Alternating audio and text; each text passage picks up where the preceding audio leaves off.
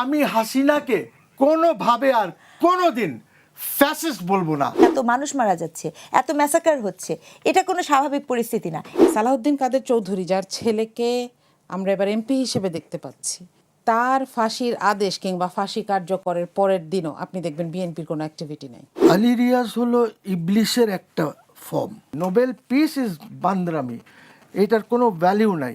সময় এবং পলিটিক্স ঘুরবে এবং এর ভোগী তারা নিজেরা হবেন। দলের সাথে রাষ্ট্রের সম্পর্কের একটা নির্লজ্জ বহিঃপ্রকাশ, যেটা আপনি জামাতে ইসলামীতে কখনো দেখবেন না। যাকে ইচ্ছা তাকে দোষর বলে দেবেন, যে যে যার সাথে আওয়ামী লীগের সম্পর্কই নাই, অ্যাবসলিউটলি ইন্ডিপেন্ডেন্ট, আপনি তাদেরকেও করতে দেন নাই। ওয়ান অ্যান্ড অনলি পার্সন ওয়াজ মাশরাফি, যে বলেছে যে আমার এলাকায় আমি এই জিনিসটা চাই না। 96 একটা সাজানো নির্বাচন হলো এবং এরপরে পরের সরকারটা 21 দিন টিকলো এবং তারা একটা মাত্র কাজ করেছে ওখানে। সে এমন একটি যে সে যেখান থেকে পারতো টাকা জোগাড় করে একটা কাজ করে ফেলতে পারতো। রাজাকারের কথাটা আমি বলি, যদি 1971-এ বাংলাদেশ রাষ্ট্র না হতো, যদি বিভক্ত না হতো, দে আর দ্য হিরোস। শপথের আগের দিন কেন যেন এই সংস্কার শব্দটা সংশোধন হয়ে গেল। আমি জনাব মহসিন রশিদের কাছেই যেতে চাই, যিনি শান্তি, উন্নয়ন এবং সংস্কারের বার্তা দিয়ে অন্তর্বর্তী সরকারের প্রধান হয়ে চেয়ারে বসেছিলেন। 450-এর অধিক শিশু হামে মারা যাবার পরও তার কোনো বার্তা নেই। বুকের ধন হারিয়েছেন যেসব পিতামাতা, তাদের প্রতি কোনো প্রকার সমবেদনা নেই। এই হৃদয়বিদারক ঘটনা তাকে ছুঁতে পারলো না কেন? আপনার কি মনে হয়? আমি আর ওনার সম্বন্ধে কি বলবো? আমি তো বারবার বলে আসছি যে এই লোকের সাথে বাংলাদেশের কোনো সম্পর্ক নাই। সে বাংলাদেশের মানুষকে ভালোবাসে না, সে শুধু নিজেকে ভালোবাসে। He is a self seeking person এবং আমাদের কোনো দিন ওনার কাছে কিছু এক্সপেক্ট করা উচিত হয় নাই। উনি ওনার ফেসবুক পোস্টে টেড টার্নার, CNN এর যিনি প্রতিষ্ঠাতা ছিলেন, পরে বোধহয় বিক্রি টিক্রি করে দিয়েছেন, I am not very sure, ওনাকে উনি বিরাট একটা ইয়ে দিয়ে শোক বার্তা পাঠিয়েছেন। তো উনি এখন এই লোকটাকে, আমাদের একটা সমস্যা কি জানেন? সমস্যাটা হচ্ছে যে এই নোবেলের জন্য আমরা ওনাকে খুব বিরাট কিছু মনে করি। বুঝছি, আমাদেরকে জানতে হবে, বুঝতে হবে that Nobel peace is a political gimmick, আর কিছু না। আমি বলি, আজকে শিরিন আবাদির কেউ নাম উচ্চারণ করে না।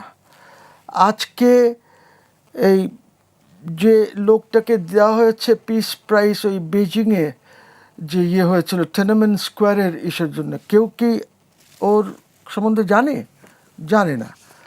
আজকে যে 3 জন মহিলাকে দেওয়া হয়েছিল, ইয়েমেন আর লিবিয়া আর এক দেশের ছিল, 3 জনকে একত্র করে দেওয়া হয়েছে, কি কেউ জানে না। আমার ওবামাকে পিস প্রাইজ দেওয়া হলো Nobel within 6 months of his becoming the president। হ্যাঁ, উনি কি করেছেন, কোন কারণে ওনাকে নোবেল দেওয়া হলো পিস? হ্যাঁ, এই যে ভেনেজুয়েলার যে মহিলাকে ইদানিং দেওয়া হলো, তারপরে she help the president to be brought, arrest ধরে নিয়ে আসা, এইসব বান্দরামি। নোবেল পিস ইজ বান্দরামি, এটার কোনো ভ্যালিউ নাই। And you must understand that Nobel এর 2টা শাখা আছে। একটা শাখা হলো সুইডিশ শাখা, যারা কেমিস্ট্রি এগুলিতে দেয়, আর একটা শাখা হলো নরওয়েজিয়ান শাখা।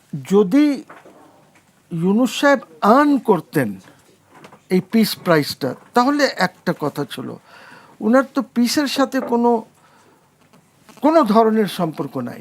ইউনুস সাহেবকে পিস প্রাইজ টেলিনর কিনে দিয়েছে। Telenor is the Norwegian company, যারা গ্রামীণে আছে, পার্টনার্স ইন গ্রামীণ। এইটার একটা ইউনুস সাহেব করলেন কি, যখন এটা হলো, উনি ক্যাবিনেটে ছিলেন যখন গ্রামীণ পেল। এই ক্যাবিনেটটা ছিল, কেয়ারটেকার চিফ অ্যাডভাইজার ছিলেন হাবিবুর রহমান শেলী সাহেব, ওই ক্যাবিনেটে ছিলেন উনি যখন এই জিএসএমটা দেওয়া হয়। ওর আগে তো এরশাদ সাহেব জিএসএম দেননি, বাট অন্যগুলি দিয়েছেন, WLL, রুরাল টেলিকম, যেটা এগেন WLL এ চলে, ওয়্যারলেস লোকাল লুপ বলা হয় ওইটাকে, এইটা উনি জোর করে নিলেন, একদম জোর করে নিলেন উনি, ইউনূস সাহেব ক্যাবিনেটে থাকা অবস্থায়। বাট যখন এটা দেওয়া হলো তখন উনি ক্যাবিনেটে ছিলেন না।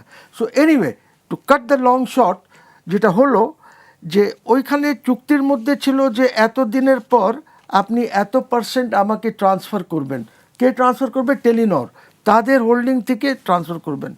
ওইটা টেলিনর করে নাই, না করাতে উনি লন্ডনে তাদের সলিসিটার্সের মাধ্যমে, ইউনুসের সলিসিটার, সেটা নোটিশ দিল, লিগ্যাল নোটিশ। ওই লিগ্যাল নোটিশটা দেওয়ার পর এই সব কাণ্ড কারখানা ঘটেছে, এবং তখন টেলিনর ওনাকে as a matter of compromise বা যাই বলেন ইয়ে করে দিয়েছে, ওনাকে কিনে দিয়েছে এইটা নোবেল। এইটা আমি একবার বলি নাই, আমি ন্যাশনাল চ্যানেলে, আমি আমার ফেসবুকে, আমি উনি ক্ষমতায় আসার পর বলেছি, আগে বলেছি, সবসময় বলেছি যে উনি যদি পারেন খণ্ডন করুক, let him say that Telenor has not purchase this for him. ওনার যদি সাহস থাকে, সৎ সাহস থাকে, let him say. So you see, আপনি ইউনূসের থেকে কেন কিছু এক্সপেক্ট করছেন? উনি এসে যা করেছেন নিজের জন্য করেছেন। তারপরে উনি, he is a man who does conspiracies. এই যে শেখ হাসিনা, মানে মুশকিল হলো লিঙ্ক করলেই বলবেন যে আমি শেখ হাসিনা, নো, আমি শেখ হাসিনার পক্ষে কথা বলছি না। আমি যে কথাটা বলতে চাচ্ছি যে এই লোকটা is a conspirator, say conspiracy করে বেড়ায়, ঠিক আছে? এবং ওর লাস্ট মিটিং যেটা সে করেছে, USAID ফান্ডেড, ফিলিপিন্সের একটা NGO, ম্যানিলায় উনি লাস্ট, এই যে কিভাবে কি হবে, এইখানে কিন্তু সবাই ছিল এই ম্যানিলায়। এবং আমি যে রিট পিটিশন করেছি ওর মধ্যে এই ডিটেলসও দেওয়া আছে, যেটা হয়তো রোববারে শুনানি হয়ে যেতে পারে। আচ্ছা। So point is that please ওনাকে এমন কিছু ভেবেন না। আজকে ওই মহিলা কোথায় যে মহিলার নামে উনি নিলেন? অর্ধেক গ্রামীণ ব্যাংক আর অর্ধেক উনি পেলেন কই? ওনাকে এই পিস প্রাইজ কেন দেওয়া হয়েছে? Has anybody red the citation? ওনাকে দেওয়া হয়েছে নট বিকজ উনি কোথাও যুদ্ধ বন্ধ করেছেন বা কোনো ঝগড়াঝাটি বন্ধ করেছেন, no, not because of that. ওটা একটা বের করতে হয়তো, এটা ইকোনমিক্সে দিলে নয় বুঝতাম, বাট ওইটা তো দেবে না, because micro credit is not something যেটা উনি প্রতিষ্ঠাতা, তা তো না। এইখানেও ফ্রড আছে ওনার। চিটাগং ইউনিভার্সিটির প্রজেক্ট উনি নিজের নামে চালিয়ে দিয়েছেন, ঠিক আছে, এবং বলেন যে আমি এটা করেছি। ওনার বইতে লেখা আছে, ওনার বইতে লেখা আছে। So now the point is যে ওনাকে ডিসকাস এখন না করাটাই বেটার। দেশ এখন সামনের দিকে যেতে হবে। উনি কিন্তু অনেকে তো অভিযোগ করছেন আসলে যে অভিযোগ ওনার তো কারণে আছেই। আমাদের দেশ এখন সাফার আচ্ছা, করছে, উনি কেন সে করেন কারণেই নাই? ওনাকে আসলে উনি আলোচনায় কেন, তোলা। ইউ সি, ইপিআই প্রজেক্ট যেটা আছে, ইমিউনাইজেশনের এই যে প্রজেক্টটা আছে, এটার মধ্যে অনেকগুলি টিকা আছে, এত মাসের পর, এত বছর পর, এত অমুকের পর। I am not an expert, but I am just saying যে এইসব তো আমরা জানি। 2023-তে তো হয়েছে, ইউনিসেফের রিপোর্ট আছে, দেয়ার ওয়াজ নো প্রবলেম। ওর আগের বছরের রিপোর্ট দেখেছি, দেয়ার ওয়াজ নো প্রবলেম। কভারেজের ডিফারেন্স আছে, এর আগে বোধহয় 83-84%, 90s আছে তারপরে। তো উনি তো, আর এইটা তো ওনারও কাজ না। ডিজি হেলথ, এটা একটা নর্মাল, এটা চলতে থাকে, এটা কোনো ইয়ে নাই। ডিজি হেলথ গভর্নমেন্টকে বলবেন যে এখন বিকজ আপনার পপুলেশন বাড়ছে, বাচ্চারা বাড়ছে, সো এই বছর আমার কত টিকা লাগবে, কি হবে, এটা ডিজি হেলথ বলবেন। অ্যান্ড ডিজি হেলথ বলেছেন, নূরজাহান বেগমকে বলেছেন ডিজি হেলথ, কিন্তু নূরজাহান বেগম এটা ইউনূস সাহেবকে বলেছেন। ইউনূস সাহেব বলেছে যে না, এটা এখন আনা যাবে না, এত আনা যাবে না, হ্যান হ্যান। জি, আমি আমার সো উত্তর দিস মাস্ট বি পেয়েছি। ইনভেস্টিগেটেড। জি, যেহেতু তিনি একসময় দেশের একটি ভালো পদে ছিলেন, দেশের মানুষের জন্য কাজ করেছেন দাবি করা হয়, সেজন্য আপনাকে এই প্রশ্নটি আবারও করছি। দেখেন, তখন যে পরিস্থিতি ছিল সেখানে তিনি কি করেছেন সেটা একটা ব্যাপার, আর এখন উনি এই যে অভিযোগগুলো আসছে এগুলোর জন্য ওনাকে অ্যাকাউন্টেবল করা দরকার কি না, করলে আমরা কখন করব, এবং আরও তো অনেক কিছু বের হচ্ছে, তাই না? এগুলোর ব্যাপারে কিভাবে অ্যাকাউন্টেবল করা যায় সেটা আলাদা ব্যাপার। তখন তিনি যেটা করেছেন, তখন ওই সময়ে একটা কুইক সলিউশন আমাদের দরকার ছিল, নইলে আমরা আবার 2006 থেকে 2008-এর যে পরিস্থিতিটা সেখানে চলে যেতাম। কারণ এমন একটা পরিস্থিতি তৈরি হয়েছিল ওই সময়, আসলে সর্বজন শিক্ষিত তার মানে কি একজন কোনোভাবে আপনি এটা কাউকে, বলতে চাইছেন যে 2006-এর আগের পরিস্থিতি ভালো ছিল? না, আমি যেটা বলছি সেটা হচ্ছে 2006-এর পরিস্থিতিটা যদি একটু চিন্তা করি, যে একদল বিচারপতি কে এম হাসানকে চাচ্ছেন, তাকেই লাগবে তত্ত্বাবধায়ক সরকারের প্রধান হিসেবে। আরেক দল বলছেন আমরা তাকেই শুধু মানি না, আর বাকি সবাইকে দিলে হবে। কিন্তু কেউ কারো জায়গা থেকে নড়ছে না, কোনো ওভারল্যাপ নাই, কোনো কমন জায়গা নাই। এরপর আমরা যে পরিস্থিতিটাতে চলে গেলাম, দেশের মানুষের তো সেটা মনে আছে এবং সে ভয়টা আছে। আমি বলছি না যে this was the most rightest thing to do, কিন্তু এনিহাও আমরা 24-এ একটা পরিস্থিতিতে পড়েছি এবং সেটা চলে গেছে। এখন আমাদের প্রথম ইস্যু হচ্ছে যে ওই সময়ে যে করণীয়গুলো এগুলো হয়েছে কিনা। আমাদের কিন্তু শুধু এই একটা জায়গা না, আমাদের ভোটার তালিকা হালনাগাদ করা থেকে শুরু করে আরো অনেকগুলো জায়গায় কোয়েশ্চেন আছে। এই কোয়েশ্চেনগুলো তো করা দরকার, এবং এগুলো করার ব্যাপারে আমি মনে করি না যে কারোর কোনো দ্বিমত আছে, কোনো রাজনৈতিক দলের কোনো দ্বিমত আছে। অবশ্যই প্রশ্ন করা উচিত। ইন্টারিম গভর্নমেন্টের জনগণের ম্যান্ডেট থাকে না সরাসরি, কিন্তু ইন্টারিম গভর্নমেন্টকে তাহলে বসায় কে? ইন আ ওয়ে জনগণই তো বসায়। আমরা মনে হয় প্রশ্ন একটু কেন অন্য করছি প্রসঙ্গে না? চলে যাচ্ছি। জি। আমরা একটু আমাদের প্রশ্নে আসতে চাই যে আপনার কাছে কি মনে হয় যে ডক্টর মোহাম্মদ ইউনূস আসলে কেন সমবেদনা জানালেন না? সেটা তো উনি জানেন, সেটা আমি জানি না। হ্যাঁ, কিন্তু আচ্ছা, আপনার কি মনে হয় তাকে জানানো কি আমাদের উচিত প্রশ্ন ছিল করা কিনা? উচিত, এবং এটা শুধু আপনি আমি এখানে বসে আলোচনার টেবিলে না, আচ্ছা, এটাকে আনুষ্ঠানিকভাবেই প্রশ্ন করা উচিত। এবং এই যে হামের যে আউটব্রেকটা হলো আমাদের দেশে, এটা কিন্তু আগে আর কখনো দেখা যায় নাই। এটার অনেকগুলো ব্যাপার আছে। তাহলে ভিটামিন প্রশ্ন এ যেহেতু ক্যাপসুল করা থেকে উচিত, শুরু করে আপনাদের দলের পক্ষ থেকে সবকিছুতেই কোনো কিন্তু প্ল্যান আমরা আছে ফিল কিনা একটু করেছি। জানতে চাই এই ধরনের প্রশ্ন করার। জি জি জি, আপনাদের দলের পক্ষ থেকে আনুষ্ঠানিকভাবে কোনো প্রশ্ন করার প্ল্যান আছে কিনা, বা আপনারা এটা করবেন এখন কিনা? সরকারের দায়িত্ব। অবশ্যই সরকার যদি আমাদের দলের কাছে সাহায্য চায় আমরা সাহায্য করব, এবং আমরা চাই সরকার এই প্রশ্নগুলো করুক। আচ্ছা, আরেকটি প্রশ্ন করতে চাই। দেশের একটি অংশ বা কিছু মানুষ বলেন যে এই যে হাম ইস্যু রয়েছে, বা এই যে দেশে এত এত মেয়েরা ধর্ষণের শিকার হচ্ছে, আপনাদের দল কখনো এইসব বিষয় নিয়ে খুব একটা কথা বলে না। এই অভিযোগটি আসলে সঠিক কিনা, বা আপনারা কথা বলেন কিনা জানতে চাই। যে কোনো অভিযোগ কিংবা অভিযোগের জবাব, দুটার পিছনে স্ট্যাটিস্টিক্স থাকতে হয়। আপনি আমাকে দেখান যে আমরা কোথায় বলি নাই বা কখনোই কোনো কথা বলি নাই, এটা হয় নাই। আমরা আছিয়ার জন্য কথা বলেছি। আমি যদি রিসেন্ট সময়ের কথা ধরি, নির্বাচনের সহিংসতায় শুধু নারীদেরকে যে আচরণ করা হয়েছে, আমরা নির্বাচন কমিশনে গিয়ে লিখিত বক্তব্য দিয়ে এসেছি। নির্বাচনের পরেও যে ঘটনাগুলো হচ্ছে, আমরা আনুষ্ঠানিকভাবে বিবৃতি দেয়া থেকে শুরু করে কিভাবে মানুষকে সহযোগিতা করা যায়, মানুষের কথা শোনা যায়, যারা এমপি আছেন তারাও চেষ্টা করছেন, আমরা কথা বলেই যাচ্ছি। এখন কারা বলেন, আমি একটু তাদের কাছেও শুনতে চাই যে তারা কেন এটা বলেন, তারা কেন শুনতে পান না। এই প্রচেষ্টাগুলো তো আসে, তাই না? এই প্রচেষ্টাগুলো তো কেউ গোপনে করে না। বাংলাদেশে ধর্ষণ কাণ্ডের একটা মাত্র যেটা দায়ী, সেটা হচ্ছে সাজা হয় না। আপনি দেখেন, আসিয়ার বিচার কিন্তু হয়ে গেছে, অপরাধী কে আমরা জানি, এখন পর্যন্ত সাজা বাস্তবায়ন হয় নাই। এই যে বিচারহীনতার সংস্কৃতিকে আমরা বহন করে নিয়ে যাচ্ছি, সেখানে তো আমাদেরকে কথা বলতে হবে, এবং আমরা কথা বলি, কিন্তু উদ্যোগটা কার নিতে হবে? যিনি দায়িত্বে আছেন, যারা দায়িত্বে আছেন তাদেরকে উদ্যোগ নিতে হবে। এবং এই শাস্তিগুলোকে দুইটা ব্যাপার, একটা হচ্ছে কিন্তু সেক্ষেত্রে শাস্তি আপনাদেরও কার্যকর তো এবং প্রেশার দ্রুত। দিতে হবে। তারা তো দায়িত্ব অবশ্যই নেবেন, কিন্তু আপনাদেরও তো প্রেশার দিতে আপনারাও হবে, বা প্রেশার দিবেন, আপনারও কথা আমরাও বলতে প্রেশার হবে। দিব। আমরা কথা বলছি, আমরা সংসদে কথা বলেছি, আমাদের দলের এমপিরা সংসদে প্রশ্ন করেছেন যে আসিয়ার হত্যাকারী হাতে এবং রায় হয়ে গেছে, বাস্তবায়ন হচ্ছে না কেন? এটা একটা কথা বললাম। এবং এরপরে তো, এর আগে তো বাংলাদেশে অসংখ্য কেস আছে, আপনি জানেন, ইদানিং তনু হত্যা মামলার রায় হলো, আমরা সেটার বাস্তবায়ন দেখতে চাই। এখন প্রশ্ন মানুষ কখন করে? যখন একটা ঘটনাকে প্রশ্নবিদ্ধ হওয়ার মতন হয়। এই ঘটনাগুলো তৈরি তো করা উচিত না। এই জায়গাগুলো থেকেই আমরা ক্লিয়ারেন্স চাই। এবং অবশ্যই আমি একটু আগে যেটা বলেছি, যে এখানে যদি কোনো সহযোগিতা লাগে বিরোধী দলের, যারা হয়তো সংসদের 1/3 না, তাহলেও আমাদের তো আপত্তি নাই, কাজে আপত্তি নাই, কিন্তু আমরা অ্যাকশনগুলো দেখতে চাই। জি, ধন্যবাদ। আমি এবার ডক্টর স্নিগ্ধার কাছে যেতে চাই। আপনি তো দুজন আলোচকের কথা শুনলেন, আপনার কোনো মন্তব্য আছে নাকি জানতে চাই এই দুজনের আলোচনা থেকে? আমি খুবই দুঃখিত একটু দেরি করে আসার জন্য। আমি কিছুটা মোহসেন সাহেবকে শুনেছি এবং মার্ডিয়া মমতাজকে পুরোটা শুনলাম। দুটো জিনিস একটু অ্যাড করব।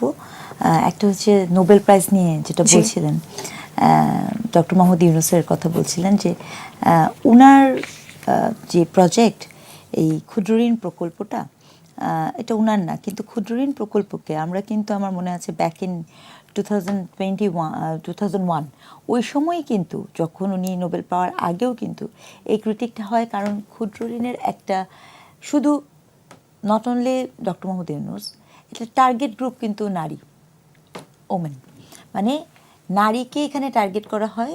এবং এইটা কেমন জানেন, এটা হচ্ছে আপনি একটা দল গঠন করবেন, দল গঠন করবেন, 10 জনের দল না খুলে আপনি কিন্তু ক্ষুদ্র ঋণ পাবেন না। এখন ধরেন আপনার সাথে আমার সম্পর্ক ভালো, মার্ডিয়া মমতাজের সাথে আমার সম্পর্ক ভালো, আমাদের পারিবারিক সম্পর্ক ভালো, আমরা এখন যে ওই ক্ষুদ্র ঋণটা অ্যাভেল করব। কোনো কারণে যদি আপনার ক্ষুদ্র ঋণের একটা ইনস্টলমেন্টও বাকি পড়ে, তখন আপনি কি করবেন, আপনি আমার দায়টা আপনার ঘাড়ে যেয়ে পড়বে। এতে করে যেটা হয়, ইন্টারপার্সোনাল যে কানেকশনটা আছে সেই কানেকশনটাও কিন্তু ভীষণ রকমের একটা ওই যে সোশ্যাল আঘাতপ্রাপ্ত ম্যাসাকার না, হয়, মানে আপনি হ্যাঁ। একটা প্রোটেকশন বলয়ে থাকেন। কিন্তু দেখা গেছে ক্ষুদ্র ঋণ, আমরা কিন্তু অ্যান্থ্রোপোলজিস্ট, অ্যাজ এ অ্যান্থ্রোপোলজিস্ট আমরা কিন্তু এটা বিফোর, মানে উনি নোবেল পাওয়ার আগে আমরা কিন্তু এটা গিয়েছি, জেব্রা গ্রামে গিয়েছি, যে আমরা কিন্তু দেখেছি। এবং সেখানে দেখা যাচ্ছে যে সম্পর্কের মধ্যে মানুষের যে একটা আত্মীয়তার সম্পর্ক, বন্ধুত্বের সম্পর্ক, সৌহার্দ্যের সম্পর্ক, সেটা থাকে না, সেটা থেকে ফার বিয়ন্ড সেখানে চলে যায় এবং ওই সম্পর্কগুলোকে দেখা যায় ম্যাসাকার হয়ে যায়। এবং এই রাজনীতিটার পরে আরও হয়, ওখানে পুরুষ লোকগুলা কেউই নেয় না ক্ষুদ্র ঋণ, তারা ক্ষুদ্র ঋণ পেয়ে কিন্তু পুরুষকে দিয়ে দেয়, হ্যাঁ, এবং পুরুষ ওখান থেকে ঋণটা নিয়ে চলে যায়।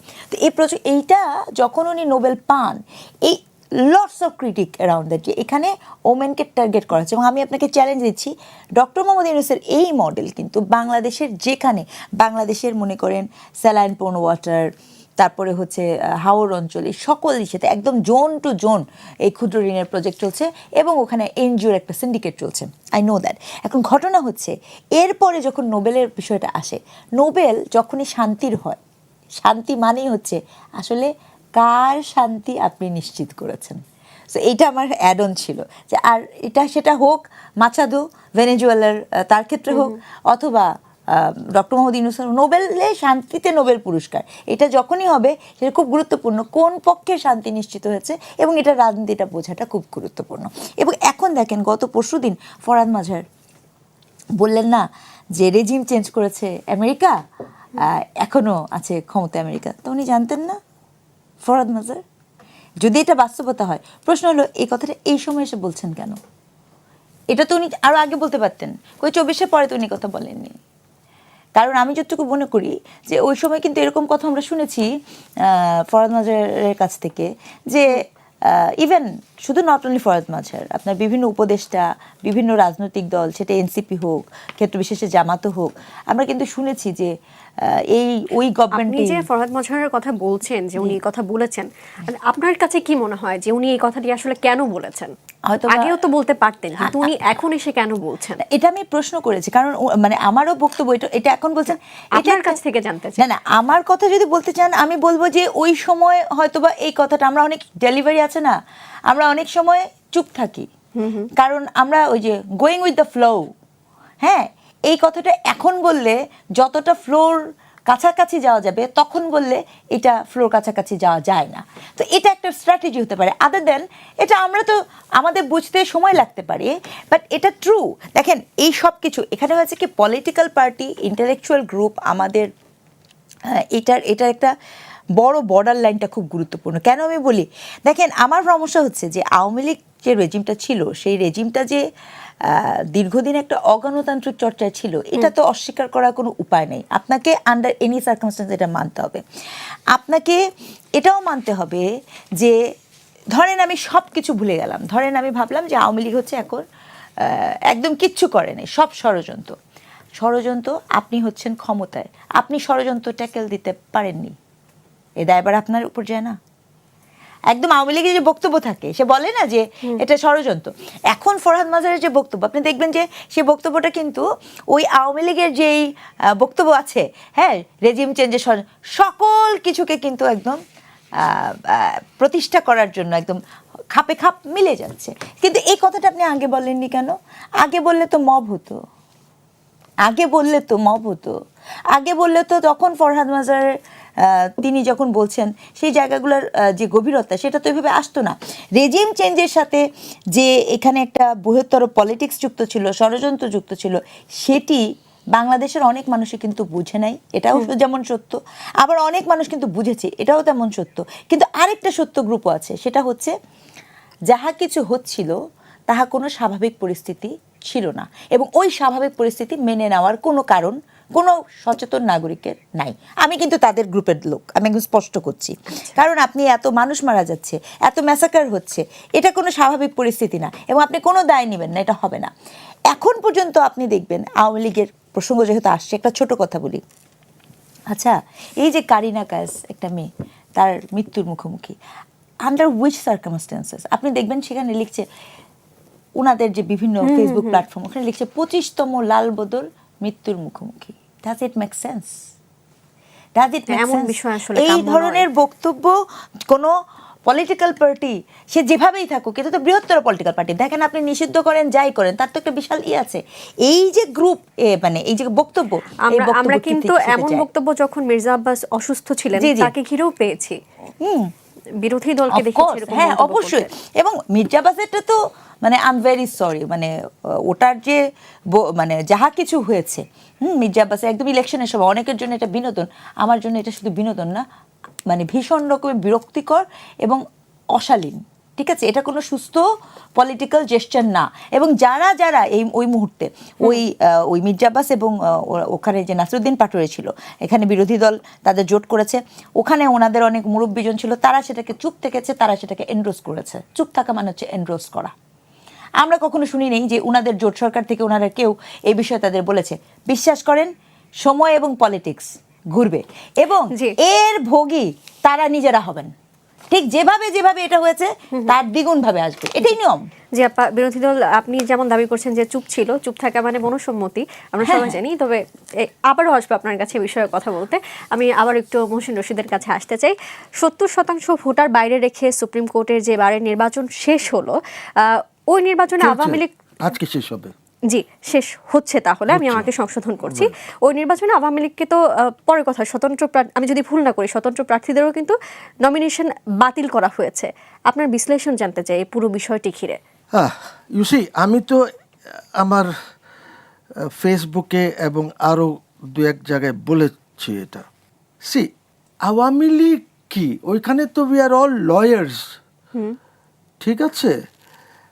আমরা নিজেকে খুব আজকাল নতুন যারা এসেছে ওরা খুব গর্ব করে নিজেকে মনে করে যে সাংঘাতিক লার্নেড হয়ে গেছে, অথচ বোধহয় they have no idea ABC. এইগুলি আমাদের কলেজ টলেজ ধ্বংস করে দিয়েছে আইন শিক্ষা টিক্ষা। সো কোয়েশ্চেন ইজ, মানে আমরা লয়ার্সরাই এটা করছে, কিন্তু ঠিক আছে, ওর মধ্যে মেফতা হচ্ছে জজ ছিল, he is the chief election sub কমিটির হেড। আপনি আমাকে একটা লজিক বলেন, কেউই যদি পারে যে আমি ভোটার হতে পারবো কিন্তু ক্যান্ডিডেট হতে পারবো না, জাস্ট আমাকে কেউ যদি বুঝিয়ে দেয় এটা, নাম্বার ওয়ান। নাম্বার টু, আমাদের তো একটা গঠনতন্ত্র আছে সুপ্রিম কোর্ট বার অ্যাসোসিয়েশনের। এই গঠনতন্ত্রতে কোথায় আছে যে আপনি অমুক গোষ্ঠীকে বা অমুককে ইলেকশন করতে দেবেন না? নাম্বার থ্রি, যে আপনি কিভাবে জানেন যে আমি অমুক গোষ্ঠীর সাথে সম্পৃক্ত? সুইসি, এইগুলি ডাইকটমি এদের আছে, বিকজ এইগুলি পলিটিক্যাল বলছে, তারা বলতে চায় যে যেহেতু আওয়ামী লীগকে ব্যান করা আছে বা ওদের কার্যক্রম ব্যান করা আছে বা অঙ্গ সংগঠন হ্যান ত্যান, but here there is no অঙ্গ সংগঠন। এইখানে যারা অঙ্গ সংগঠন, যারা আজকে ইলেকশন করছে তারা অঙ্গ সংগঠন না? প্রাইম মিনিস্টার তো অ্যাপ্রুভ করে দিয়েছে যে কারা ইলেকশন করবে। আজকে যারা ইলেকশন করছে, খোকন টোকন যারা আছে, এদের approval has come from the prime minister. তো বারে তো আমাদের অঙ্গ সংগঠন থাকার কথা না। আপনি একটা গ্রুপ হতে পারে, ওই গ্রুপ হলেও তো আপনিও ইন্ডিপেন্ডেন্ট হিসাবে, খোকন সাহেব ইন্ডিপেন্ডেন্ট হিসাবে ইলেকশন করবেন, সেখানে নট অন আ প্যানেল, ঠিক আছে?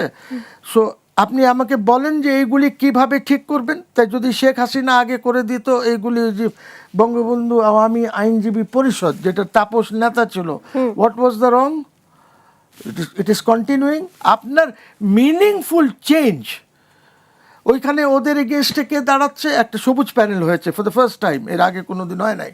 সবুজ প্যানেল হচ্ছে জামাত প্যানেল, ঠিক আছে? আচ্ছা। প্যানেল হয়েছে Jamaat panel, first time in the history of Supreme Court Bar Association, 70-75 বছর হিস্ট্রিতে প্রথমবারের মতন একটা জামাত প্যানেল হয়েছে। They call it a green panel, তাদের গ্রিন প্যানেল ছাপানো আছে। সো আমাকে বলেন যে কে কার চেয়ে ভালো, দেশ আর রাষ্ট্র আর সংগঠন বা আমাদের সুপ্রিম কোর্ট বার, কে চিন্তা করে এগুলি যে আমরা আইনজীবী? আমি বলেছি, বারবার বলছি, আই এম নট ভোটিং, আমি ভোট করছি না। বিকজ এত বড় অন্যায় করবেন আপনি, যে আপনি যাকে ইচ্ছা তাকে দোষর বলে দেবেন, যে যে যার সাথে আওয়ামী লীগের সম্পর্কই নাই, অ্যাবসলিউটলি ইন্ডিপেন্ডেন্ট, আপনি তাদেরকেও করতে দেন নাই। তো এই ইলেকশনই বা কেন হচ্ছে? প্রয়োজনই বা কী ছিল ইলেকশনের? না, এখানে স্বতন্ত্র প্রার্থীদের আসলে দোষ কি ছিল যে আসলে না, বা- তাদেরকে নমিনেশন আমি চাই না যে আপনি ইলেকশন করেন, আমি একাই মাঠ গরম রাখবো, আমি একাই থাকবো। প্রবলেম হয়ে গেছে, জামাত চলে এসেছে। কেন এসেছে? বিকজ জামাত, এনসিপি, এরা কয়েকটা আসন চেয়েছিল এদের কাছে, ফোরামের কাছে, জাতীয়তাবাদী আইনজীবী ফোরামের কাছে কয়েকটা চেয়েছে, ভাই আমাকে তুমি 2টা দিয়ে দাও এক্সিকিউটিভ কমিটিতে, একটা আমাকে ভাইস প্রেসিডেন্ট দিয়ে দাও। হ্যাঁ, বড় পদ চায় নাই, উইদাউট হ্যাভিং ইলেকশন, মানে ইলেকশন ছাড়াই। না ওদের প্যানেলই করবে, ওদের প্যানেল, রাইট। ওকে। এই 2-3টা ওরা দেয় নাই, না দেওয়াতে জামাত নিজের একটা প্যানেল দিয়েছে। তো জামাতের কারোর আসার সম্ভাবনা তো ডেফিনেটলি নাই, because Jamaat is never contested এইভাবে ইলেকশনস সুপ্রিম কোর্ট বারে। তো এই election itself is a farce. এখন এখানে আরেকটা কথা বলি, এর আগে, not this bar, not Dhaka bar, not Chittagong bar, এর আগে 8-10-12টা বারে ইলেকশন হয়েছে, প্রপার ইলেকশন হয়েছে এবং সবাইকে নিয়েই ইলেকশন হয়েছে। সেখানে ওই গভর্নমেন্টের যে লোকজন সব ছিল, তখন তো ওরা গভর্নমেন্টে আসে নাই, ঠিক আছে? Forum lost election এভরিওয়ের, Awami League জিতে গেছে সব ইলেকশনস। তো এরপরে আমি বিশ্বাস করতে চাই না এটা যে তারেক রহমান এই কথা বলেছে, আমি এটা বিশ্বাস করতে চাই না, এখনও করছে না। আমাকে কিছু লোকজন বলেছে যে যেহেতু এটা হয়েছে, সো ওইখান থেকে ইনস্ট্রাকশনস আছে যে আর এটা হতে দেওয়া যাবে না। So reject. চিটাগং বার, এত বড় বার, সেখানে নমিনেশন পেপার পর্যন্ত নিতে দেয় নেই। ঢাকা বার নমিনেশন পেপার নিতে দেয় নেই। আমাদের সুপ্রিম কোর্ট বারে যারা নিয়েছিল ওদের সব ফেরত দিয়ে দিয়েছে, টাকা টুকা সব ফেরত দিয়ে দিয়েছে।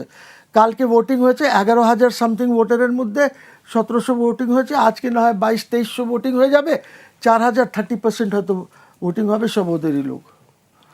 আপনি চালান জুডিশিয়ারি, চালায় দেখান জুডিশিয়ারি। ধন্যবাদ, উত্তর পেয়েছি। মার্দিয়া আপা, আবারও আপনার কাছে আসি। জামায়াতে ইসলামীর মহিলা বিভাগের নেত্রীদের সঙ্গে সাক্ষাৎ ও মত বিনিময় করেছেন পাকিস্তানের জামায়াতে ইসলামীর নেত্রী সীমা মালিক। জামাতে ইসলামের মহিলা বিভাগের সেক্রেটারি বলেছেন তার এই সফর দুই দেশের নারীদের মাঝে কাজের অগ্রগতি সাধনে গুরুত্বপূর্ণ ভূমিকা রাখবে। আপনাদের এই সাক্ষাৎকে অনেকে বলছেন যে আপনারা পুরনো সম্পর্ককে ঝালিয়ে নিচ্ছেন, আসলে কি তাই কিনা, বা কি পুরনো সম্পর্কের কথা আসলে বলা হচ্ছে, একটু জানতে চাই। উপমহাদেশ যখন একসাথে ছিল তখন তো একটা ছিল, তাই না? এবং যখন 47-এ ভাগ হয় তখন 2টা ভাগে ভাগ হয়, এবং 71-এর পরে বাংলাদেশের সাথে পূর্ব পাকিস্তান এবং পশ্চিম পাকিস্তানের ভাগটা তৈরি হয়। এটা 47-এর পরেই শুরু হয়েছিল, যেহেতু এই দুটো আসলে তো কানেক্টেড ল্যান্ড না, এবং এদের মধ্যে যোগাযোগ যাতায়াত বরং ভারতের যে জামাতে ইসলামী তাদের সাথে বেশি। আচ্ছা, কারণ পাকিস্তানের সাথে আমাদের বিভিন্ন কারণেই যোগাযোগে তো ঝামেলা ছিল, ভিসা থেকে শুরু করে অনেক কিছুতেই। তো এটা আসলে একটা অনগোয়িং প্রসেস, এটা নতুন কিছু না, এটাকে ঝালাই করারও কিছু নাই। ব্যাপারটা হচ্ছে প্রতিষ্ঠাতা তো একজন, এবং তার সাহিত্যগুলো এখনও পড়া হয়, এখানে চিন্তাভাবনা ভিউজ শেয়ার করার ব্যাপার আছে, এবং উপমহাদেশে ইসলামী আন্দোলনের যে যাত্রা, সেখানে মাওলানা মওদুদির ভূমিকা এখনও অস্বীকার করার উপায় নাই। এবং সেখানে আমাদের এই যে উপমহাদেশের কিছু রিয়েলিটি কিন্তু এক, তাই না? আমরা একটা সময় কলোনি ছিলাম, এরপর ভাগ হয়েছি, এবং পলিটিক্যাল অবস্থাগুলোর মধ্যেও সিমিলারিটি আছে। তো সেখানে এ ধরনের নলেজ শেয়ারিংয়ের মধ্যে তো অন্য কোনো ব্যাপার খুঁজে পাওয়ার কোনো দরকার নেই আমার মনে হয়। এটা অনেকে একটা বলছেন ongoing যে process, নলেজ এটা শেয়ারিং নতুন যদি কিছু না। দরকারি হয়, আপনি যেমনটি বলছিলেন ভারতের জামায়াতে ইসলামীর সাথে অনেক আগে থেকেই বিভিন্ন আলোচনা হয়, জি। বিভিন্নভাবে কমিউনিকেশন হয়, তাহলে তাদের সাথেও তো করা যেত। যেখানে এখনো পাকিস্তানের সাথে বা পাকিস্তান নিয়ে মনস্তাত্ত্বিক একটা বিরোধ এখনো বাংলাদেশের মানুষের মনে আছে বলাই যায়, সেক্ষেত্রে কেন আসলে পাকিস্তানের জামায়াতে ইসলামীর সাথে যোগাযোগ করতে হলো, এটা আসলে ওই প্রশ্নের যে আমি ব্যাপার, আপনাকে যেটা জবাব প্রশ্ন হয়ে দিয়েছি, উঠেছে। যেটা অরিজিনালি এক ছিল, যদিও এখন লিডারশিপের মধ্যে তো কোনো কমন কেউ নাই, তাই না? এখানেও যারা তৈরি হয়েছেন তাদের সাথে তারা বাংলাদেশ থেকেই হয়েছেন, এবং ওখানেও যারা তৈরি হচ্ছেন, কাজ করছেন, যারা ভারতে কাজ করছেন তারা ভারতীয়। কিন্তু এই নলেজ শেয়ারিংটা দরকার হচ্ছে। তিনটা দেশ কিন্তু এখনো কাছাকাছি, এবং অনেকগুলো রিয়েলিটি একরকম। দেখেন, পশ্চিমবঙ্গের নির্বাচন গেল, সেখান থেকে যেরকম আমাদের শেখার আছে, আমাদের নির্বাচন থেকে ভারতের বা পশ্চিমবঙ্গের শেখার আছে। তো এই নলেজ শেয়ারিংকে আমি ওই জায়গায় রাখতে চাই, এবং এখানে যদি কেউ কনস্পিরেসির গন্ধ পান, তাদেরকে আসলে প্রমাণ করতে হবে তারা কি বলতে চান। আচ্ছা, জি, ধন্যবাদ। ডক্টর স্নিগ্ধা, আপনার কাছে একটু আসি। পাকিস্তানের জামায়াতে ইসলামীর এই নেত্রীর সফরকে আপনি কিভাবে দেখেন, একটু বলবেন? না, দেখেন, আমি প্রথম কথা হচ্ছে যে 2026 সালে বসে যেহেতু রাষ্ট্রের সাথে আমাদের হিসাব অনুযায়ী এখন পর্যন্ত এরকম কোনোই নেই, সেই জায়গাটা থেকে যে কোনো দেশের নাগরিক যদি রাষ্ট্র পারমিট করে আসতে পারে, যে কোনো দল যদি চায় আসতে পারে, এটা তার স্বাধীনতা। কিন্তু বিনিথ অ্যান্ড মাই মাইন্ড আমরা সবসময় মনে রাখতে চাই, এবং এটা মনে থাকবে, যে একটা হিস্টোরিক্যাল কনটেক্সট আছে, সেই হিস্টোরিক্যাল কনটেক্সটের সাথে এই পুরো বিষয়গুলো জড়িত। আপনি এই প্রশ্নটাই করতেন না যদি হিস্টোরিক্যাল কনটেক্সট এখানে না আসতো, ফ্র্যাঙ্কলি স্পিকিং। ধরেন আজকে জামাতে ইসলামের যদি এমনও হতো, আমি আপনাকে এও বলি, ধরেন ঘটনাচক্রে বাংলাদেশ জামাতে ইসলামের এখন ধরেন নেতানিয়াহুর সাথেও একটা যোগাযোগ আছে, কথার কথা, তাহলেও এটা বাংলাদেশের জন্য এত গুরুত্বপূর্ণ প্রশ্ন হতো না, কারণ ওই ক্ষেত্রে বাংলাদেশের কোনো হিস্টোরিক্যাল যোগাযোগ নাই। আপনি রিলিজিয়াসলি সেটা নিয়ে বলতে পারতেন, তাহলে একটা হিস্টোরিক্যাল যোগাযোগের কারণে আপনি প্রশ্নটা করেছেন, সহজ কথা। এখন বাংলাদেশ জামাত ইসলাম একটা আপনার ট্রান্সন্যাশনাল একটা পলিটিক্যাল পার্টি, এই কথাটা কিন্তু আমি অনেকবার বলছি, খেয়াল করে তো দেখেন। কোনো এক অদ্ভুত কারণে নির্বাচনের আগের মোমেন্টে জামাত was trying to pretend যে তারা ট্রান্সন্যাশনাল না, ভেরি মাচ বাংলাদেশ ওরিয়েন্টেড। কিন্তু আপনি খেয়াল করে দেখেন যে এই যে আশাটা, বা একটু আগে মারদিয়া মমতাজ নিজেও বললেন যে ইন্ডিয়ার সাথে তাদের যোগাযোগ, এই যে, এবং এই ট্রান্সন্যাশনাল পলিটিক্সের একটা সংকট কি জানেন, তারা কখন কোন রাষ্ট্রের সাথে যোগাযোগ মেনটেন করে, যেমন এমনকি আওয়ামী লীগের ক্ষেত্রে এটা বলতে চাই, ওই রাষ্ট্রের সাথে যোগাযোগ ইটসেলফ তাদের পলিটিক্যাল মতাদর্শকে এক ধরনের প্রভাব ফেলে, এটা জনমনেও ফেলে। তারা পরিষ্কার করার চেষ্টা করেন, কিন্তু জনগণ তো ধরেন বাংলাদেশ আওয়ামী লীগের পক্ষে ইটস ভেরি হার্ড যে উনি বিএনপির সাথে ইন্ডিয়ার সাথে তার সম্পর্ক নাই, এটা সে প্রকাশ করবে। একইভাবে বাংলাদেশ জামাত ইসলামের আসলে এটা এক অর্থে অসম্ভব যে সে তার পাকিস্তানের সাথে তার যোগাযোগটাকে অস্বীকার করবে। এই গল্পটার একটা ফাইন লাইন আছে। ফাইন লাইনটা হচ্ছে কি, আপনি আমাকে জিজ্ঞেস করছেন কেমনভাবে দেখি, ভীষণ ক্রিটিক্যালভাবে দেখি। কারণ আপনি যখন এই কাজটা করেছেন, এটা ওই যে বললাম হিস্টোরিক্যাল জায়গা থেকে ক্রিটিক্যালভাবে দেখে, আপনাকে নিউট্রালভাবে দেখার কোনো সুযোগ নাই, নলেজ শেয়ারিংভাবে দেখার সুযোগ নাই, কারণ আপনার একটা হিস্টোরিক্যাল কনোটেশন আছে। আপনি ইলেকশনের আগ মুহূর্ত পর্যন্ত বলেছেন যে আপনার ওখানের সাথে ওইভাবে যোগাযোগ নাই। একটু আগে মারদিয়া মমতাজ নিজেই বললেন যে ইন্ডিয়ার অনেকের সাথে যোগাযোগ আছে। এই যে কথাটা উনি বললেন, কারণ মারদিয়া মমতাজ তো এখন সংসদ, তাদের প্রত্যেকটা কথা তো এখন আমাদেরকে ধরতে হবে। তাহলে ইন্ডিয়ার কথা কেন বললেন? কারণ আপনি দেখেন যে দিল্লি না ঢাকার আন্দোলনের স্লোগান ছিল, রাইট? এবং অনেক জামাতের কর্মীদের মধ্যে কিন্তু আমরা এটা পেয়েছি, তারা এই স্লোগান খুবই সাথে দিয়েছে। তাহলে এখন প্রশ্ন হচ্ছে, ওই ইন্ডিয়ার যে জামাত ইসলামের কর্মীরা আছে তারা কি এটা মেনে নিয়েছিলেন দিল্লি না ঢাকা? তারা তো নিশ্চয়ই ওইখানে দিল্লির পক্ষেই বলেছেন। তাহলে দেখেন মানে যুক্তিটা কিভাবে কন্ট্রাডিক্টরি করছে। তার উনি তো ওনার দেশে রাজনীতি করতে গেলে ডেফিনেটলি বলবে না যে আমি দিল্লি এন্টি দিল্লি বিরোধী কোনো রাজনীতির অংশ হব।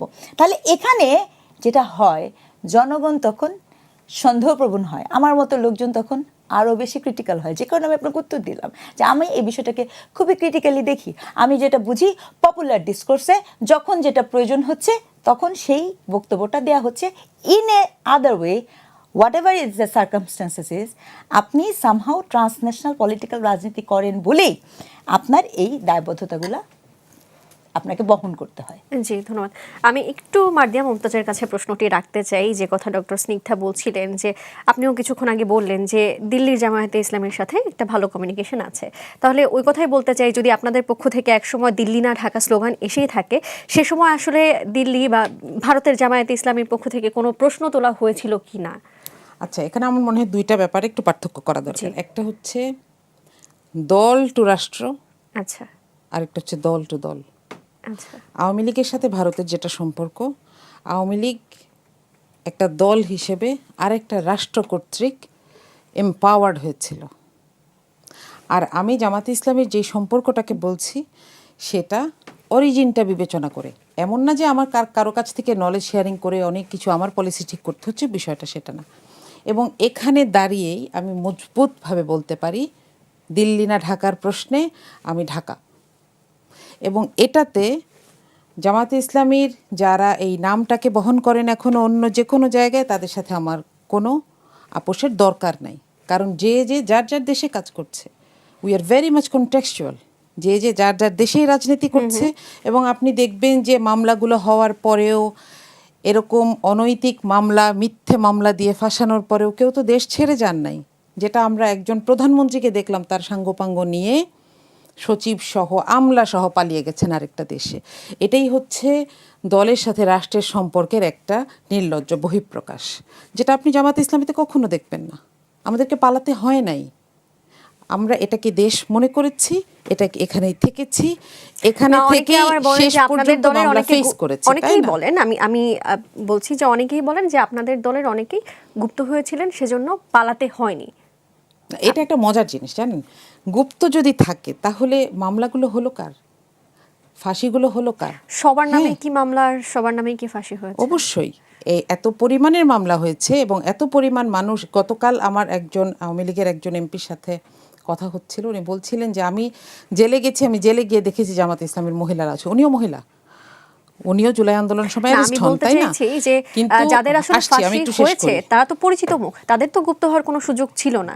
যারা গুপ্ত হয়েছেন তাদের বিরুদ্ধে নিশ্চয়ই ফাঁসির আদেশ হয়নি, বা তাদের বিরুদ্ধে নিশ্চয়ই এত এত মামলা হয়নি। তারা তো গুপ্ত যদি থাকতেন। এই গুপ্ত শব্দটা তো আমি বলি নাই, এটা যে বলেছে তাকে প্রমাণ করতে হবে। আচ্ছা, আমার এখানে যেটা বলার আছে সেটা হচ্ছে জামাতে ইসলামীর এবং শিবিরের ছেলেরা নির্যাতিত হয়েছে, এখানে কারোর কোনো সন্দেহ থাকার কথা না। তারা ফিল্ডে ছিল, এটাও যেরকম সত্যি কথা।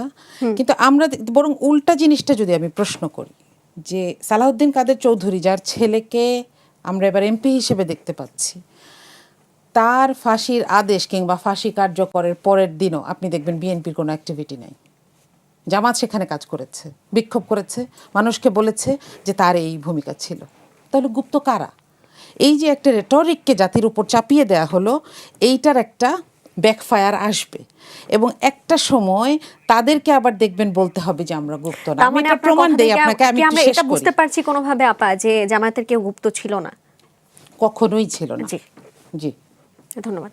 মহসিন রশিদ, আপনার কাছে আসি। সম্প্রতি আলী রিয়াজ সাহেব বলেছেন সংস্কার না হলে দেশ আবার সেই পুরনো সংকটেই ফিরতে পারে। পুরনো সংকট বলতে আসলে কি বোঝাচ্ছেন উনি, বা কোন সংকটকে বোঝাতে চাইছেন? আপনার কি মনে হয় দেশে যা চলছে তা কি সেই পুরনো সংকট চলছে, নাকি দেশের মানুষকে উনি একটা কথা দিয়ে আসলে ভয় দেখালেন? আলী রিয়াজ হলো ইবলিসের একটা ফর্ম, ঠিক আছে? আলী রিয়াজ ইবলিসের একটা form. The less said the better it is. আজকে ওনাকে ওকে যে দায়িত্ব দেওয়া হলো ঐক্যর, সে তো অনৈক্য করে দিয়ে গেছে দেশের মধ্যে, ঠিক আছে? মানে মানে ঠিক তার বস যেরকম ছিল fraud, tout, Ali Riaz is also fraud and tout, ঠিক আছে? ওর চেয়ে বেশি কিছু না। সে আজকে তার যে কমিটি ছিল সংবিধান, ও যে 9-10টা কমিটি ছিল, ওই কমিটির তো সে কী করেছে?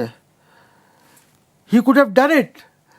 সংবিধান পরিবর্তন করতে পারতো, সে তো সবার সাথে কথা আলোচনা করে বলতে পারতো এটা কিভাবে পরিবর্তন হবে। আমরা জানি তো যে কিভাবে করা যায় এগুলি।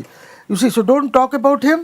আলী রিয়াজ কি বললো না বললো, it is immaterial. Let's talk of Bangladesh, বাংলাদেশের সম্বন্ধে কথা বলে, এবং আমি ওনাকে একটু হেল্প করতে চাই।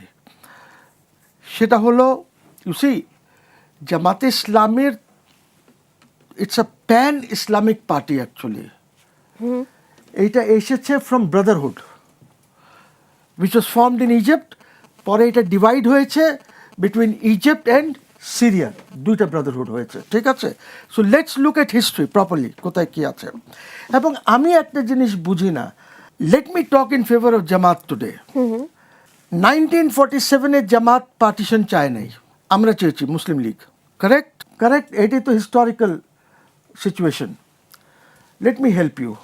আজকে আমি যখন হাইন্ডসাইটে দেখি, আমার মনে হয় জামাতের ওই প্রপোজিশনটা অ্যান্টি পার্টিশন, যে ওদের যে স্ট্যান্ড ছিল, that was correct and proper. That was correct and proper. So আপনারা এইটা বলতে সাহস করেন না। ইট ওয়াজ কেন correct and proper? Let me tell you. আমি হাইন্ডসাইটে যখন মুসলমানদের অবস্থা দেখি এই সাবকন্টিনেন্টে, যদি এই পার্টিশনটা না হতো, মুসলমানদের এই পরিস্থিতি হতো না। যদি এই বিজেপি বলে কোনো দলই হয়তো এইভাবে এগিয়ে আসতে পারতো না, we would have lived in a much better country, ঠিক আছে? এবং মুসলমান আমরা কী করেছি? আমরা চলে এসেছি ইন্ডিয়াকে ছেড়ে। যাদের টাকা ছিল, পয়সা ছিল, সিভিল সার্ভেন্টস ছিল, যাদের ব্যবসা ছিল, সব চলে এসেছে পাকিস্তানে। ওদেরকে আমরা ছেড়ে দিয়েছি ঠেলা গাড়ির উপরে সবজি বিক্রি করার জন্য, ঠেলা গাড়ির উপরে ফ্রুটস বিক্রি করার জন্য, ওই টেম্পো চালানোর জন্য, ঠিক আছে? We have done this. যদি এটা না থাকতো, আজকে দেখেন Muslims have ruled that. In British গণ্ডগোল করেছে। আমরা যখন বাহাদুর শাহ জাফরকে দেখি, তার আজকে যারা আছে তাদের আপনি অবস্থা দেখেন, কেউ রিক্সা চালাচ্ছে, কেউ কোন অবস্থায় আছে। আমি সেদিনও দেখতেছিলাম, সে হচ্ছে 3 ইসের নাতি, সামথিং, ইউনো। আজকেও গভর্নমেন্ট, ইন্ডিয়ান গভর্নমেন্ট ওদেরকে টাকা দিচ্ছে, 600-650 টাকা দিত, এখন বোধহয় এটা 2000 না কত করেছে। So latest look. আমরা তো এই যে আজকে পাকিস্তানের যে ওনাকে যে প্রশ্ন করলেন, যে এই প্রশ্নটা তো ছিল এরকম যে আপনি একটা দোষারোপ করে প্রশ্ন করছেন, বা লোকজন করছে, সবাই অনেকেই করে এটা। হ্যাঁ, হোয়াট ইজ দ্য রং? আজকে ব্রিটিশ যে অত্যাচার করেছে এই ইন্ডিয়ান সাবকন্টিনেন্টে, আমরা কি আজকে ব্রিটিশকে ওইভাবে দেখি যেরকম পাকিস্তান সাথে হয়েছে? আজকেও পাকিস্তান যে 30 লক্ষ বলেন, এটা একটা স্টেট হয়ে গেছে। হিসাব করেন, বসুর ওই বইটা পড়েন, রিসার্চ বই যেটা করেছে, ওইটার কোনো কথা নাই। আপনি আইসিটি যে ফাঁসি দিলেন, জুডিশিয়াল মার্ডার করলেন আপনি এদের সবাই, কেন এটা করতে গেলেন? ওই আইনটাই তো ছিল অন্য কারণে, যেটা ছিল বাংলাদেশিদের জন্য। ওদেরকে ট্রাই করা উচিত ছিল কোলাবোরেটরস অ্যাক্টে। ওই কোলাবোরেটরস অ্যাক্টে আপনি 30-35 হাজার লোক অ্যারেস্ট করলেন। অ্যারেস্ট করার পরে 2000 না কতর আপনি বিচার করলেন সেখানে। আর তারপরে 1973-তে আপনি সায়েম সাহেবকে দিয়ে ওইটাকে বাদ দিয়ে দিলেন, এবং আপনি ওদেরকে মাফ করে দিলেন। যখন ওই কোলাবোরেটরস অ্যাক্ট হয়ে গেল, তখন তো কেউ নির্দোষ আর রইল না, সবই নির্দোষ হয়ে গেল। আপনি রাষ্ট্রকে ঐক্য, দ্যাট ওয়াজ বঙ্গবন্ধু মারা যাওয়ার পর এটা যখন করা হলো, তো আপনি কি দেখালেন? ওইটা করে দেখালেন যে জাতিকে ঐক্যর মধ্যে নিয়ে আসো, কারোর বিরোধিতা যেন না হয়। এই পাকিস্তান আর হ্যান আর তেন এইগুলো, তখন তো এটা তিনি ভালোর জন্য করতে পারতেন, ভালোর জন্য জন্যই করা করেছিলেন। হয়েছিল। জি, করেছিলেন, ভালোর ভালোর জন্যই জন্যই করা হয়েছিল। Better good. So what I'm saying is যে এখন এই পাকিস্তানের থেকে কেউ এসেছে আমার সাথে কথা বলেছে, কি এই দেশে পাকিস্তান এমবাসি কি কোনোদিন বন্ধ করেছেন? পাকিস্তান হাই কমিশন তো সবসময় ছিল এই দেশে। পার্টি জুলফিকার আলী ভুট্টো কি 73-এ আসে নাই? আপনি কি রিসেপশন দিয়েছেন দেখেন, পুরান ভিডিওসগুলি দেখেন, এখন দেখেন। বেনজির ভুট্টো আসছে না, আমি অন্য কথা বলতে চাচ্ছিলাম। বেনজির ভুট্টো সে অপোজিশন লিডার যখন পাকিস্তানে, তখন সে সার্ক ভুক্ত দেশদেরকে, সার্কের অপোজিশন লিডারদেরকে নিয়ে করাচিতে একটি কনফারেন্স করেছে, ঠিক আছে? Sheikh Hasina as leader of the opposition in parliament, she attended that. Gujral attended that as leader of the opposition. See, history আমাদেরকে বুঝতে হবে, দেখতে হবে। এই জন্য আমি বলি, in hindsight, I say that Appreciate Jamaat বলছেন was Zaman. absolutely correct in opposing the partition of India. জি, ধন্যবাদ। ডক্টর স্নিগ্ধা, আমি আপনার কাছে আসি। কিছুক্ষণ আগে মার্দিয়া আপাকে সরাসরি প্রশ্ন করেছিলাম যে আপনার দলের কেউ গুপ্ত ছিলেন কিনা, তখন তিনি আসলে সরাসরি জবাব দিয়েছেন, আমাকেও সরাসরি জবাব দিয়েছেন যে না, ছিল না। কিন্তু আমরা বিভিন্ন সময় দেখেছি যে তাদের দলের অনেক নেতাকর্মীদেরকে আওয়ামী লীগের বা ছাত্রলীগের নেতাদের সাথে ছবি তুলতে দেখেছি, ভাষণে অংশগ্রহণ করতে দেখেছি, বিভিন্ন সময় দেখেছি। তো আপনার কাছে জানতে চাই, আপনি এই বিষয়টিকে কিভাবে দেখেন? আপনি তার মতামতের সাথে আপনি দ্বিমত পোষণ করেন কিনা? আমাকে আচ্ছা, এখানেও আমি একটা কথা বলি। প্রথম কথা হচ্ছে কি, মার্দিয়া মমতাজের কথা নিয়ে আমি একটা কথা বলি। মার্দিয়া মমতাজ কোনো একটি টিভি শোতে, টক শোতে বলেছিলেন অনেক আগে যে 5ই আগস্টের আগে তাদের নেতাকর্মীদের উপর এত অত্যাচার হয়েছে, তারা আত্মগোপনে থাকতে বাধ্য হয়েছে, রাইট? এই যে আত্মগোপনে থাকতে বাধ্য, আত্মগোপনে থাকা মানেই হচ্ছে গুপ্ত থাকা। প্রবলেম হচ্ছে এই গুপ্তের যে পলিটিক্যাল রেটরিক তৈরি হয়েছে সেটা আপনি রিজেক্ট করছেন। একটা কথা বলি, কতজন আমরা জানি রাজাকার শব্দের অর্থ কি? রাজাকার শব্দের অর্থ, বাংলা অর্থ দেশপ্রেমিক। আলবদর, আলশামস, এই শব্দগুলোর অর্থ কি? স্বেচ্ছাসেবক দল। বাংলা যদি আপনি করেন, রাজাকার is a good হ্যাঁ, word. Is a good one. Problem কি হলো? আপনাকে দেশপ্রেমিক বলছে, রাজাকার বলছে, প্রবলেম কি হলো? না, মির্জাফরও তো একটি ভালো নাম ছিল, পরে আবার আমি এটাই বলতে চাচ্ছি যে প্রবলেমটা কি হচ্ছে সেটির। আমি না, মির্জাফর তো একটা মানুষের নাম, দ্যাটস এ ডিফারেন্ট কনোটেশন। হ্যাঁ, এক সময় তো ভালো নাম ছিল, পরবর্তীতে এটা আমরা খারাপ উদাহরণ হিসেবে ব্যবহার করি। সেটা একটা কনটেক্সট, কিন্তু আমি যেটা বলছি, গুপ্ত মানে আত্মগোপন। তো আপনি আত্মগোপনে থাকাটা যদি স্বীকার করেন তাহলে আপনি গুপ্ততেই থাকছেন। কিন্তু রাজাকারের কথাটা আমি বলি, যদি 1971-এ বাংলাদেশ রাষ্ট্র না হতো, যদি বিভক্ত না হতো, they are the heroes, they are the heroes, and on the contrary, যে মুক্তিযুদ্ধ নিয়ে আমরাই করি, they are the betrayers. তাদেরকে তখন আপনি এভাবেই দেখতেন। মজাটা হচ্ছে তখন যদি কিন্তু আপনি তাদেরকে রাজাকার বলতেন না, কারণ রাজাকার শব্দটার অর্থই হচ্ছে দেশপ্রেমিক। মানে এখানে আমি শব্দগতভাবে প্রবলেম যেটা হয়েছে যে আপনি এই যে গুপ্ত বলাচ্ছেন, এখানে আপনার পলিটিক্যাল যেই অনেস্টি অ্যান্ড ডিসঅনেস্টি, সামনে থাকা এবং ব্যাকএন্ডে কাজ করা, এই বিষয়টা নিয়ে একটা তোলপাড় চলছে। এবং 5ই আগস্টের পরে কে আপনার মূল নায়ক, মানে এই মূল নায়ক খোঁজার একটা অশুভ একটা চরিত্র তৈরি হলো। আমি ডে ওয়ান বিশ্বাস করবেন, খোঁজার নাকি হবার এবং হবার মানে কে হবে, কে এটাকে হোল্ড করবে। এবং 5ই আগস্টের পর থেকে আমি এটা বারংবার টানা, আমার মনে হয় 3 মাস আমি ট্রাই করে তারপর ছেড়ে দিয়েছি যে that will B A massacre. মানে আমি শ্রেষ্ঠ, ওদিকে ওনারা শ্রেষ্ঠ, এনসিপি শ্রেষ্ঠ, এদিকে জামাত শ্রেষ্ঠ, ওদিকে অমুকে শ্রেষ্ঠ, সকল শ্রেষ্ঠত্ব মানেই সমস্যাজনক, এথনোসেন্ট্রিক বিহেভিয়ার মানেই তো সমস্যাজনক। কাজে আপনার এই গুপ্ত অগুপ্তর গল্পটা, এটা একটা political rhetoric. So political rhetoric হিসাবে মার্দিয়া মমতাজ এটাকে অস্বীকার করবেন বা এটা মানবেন না, এটা ওনার জায়গা থেকে যে কেউই করবে, এটাই স্বাভাবিক। কিন্তু আপনি যদি আমাকে অ্যাজ এন একাডেমিক বলেন, আমি তো আপনাকে ব্যাখ্যা দিলাম রেটরিক অনুযায়ী, আপনি তো এটা অর্থবোধকত অনুযায়ী এটাকে ডিনাই করার কোনো। জি, আমি বুঝতে পেরেছি। আরো একটি প্রশ্ন আছে। বাংলাদেশ দলের ক্যাপ্টেন এক সময় ছিলেন তিনি মাশরাফি বিন মুর্তজা। তিনি তার বাবাকে বলেছেন তিনি মারা গেলে তার লাশ যেন নড়াইলে নেওয়া না হয়। তো জন্মস্থানের প্রতি একজন মানুষের যে আস্থা, যে বিশ্বাস, সেটি নষ্ট হয়েছে। যদি বলি যে তিনি যেসব অ্যাওয়ার্ড পেয়েছেন, তার বাড়ি, এত কষ্ট করে নির্মাণ করা বাড়ি এবং এলাকার মানুষের জন্য যেসব তৈরি করে রেখেছিলেন, সেগুলোও ধ্বংস করা হয়েছে। তো এই যে তার উপর অত্যাচার, বলা যায় অত্যাচারই আমি বলতে চাই, তার দোষ আসলে কোথায়?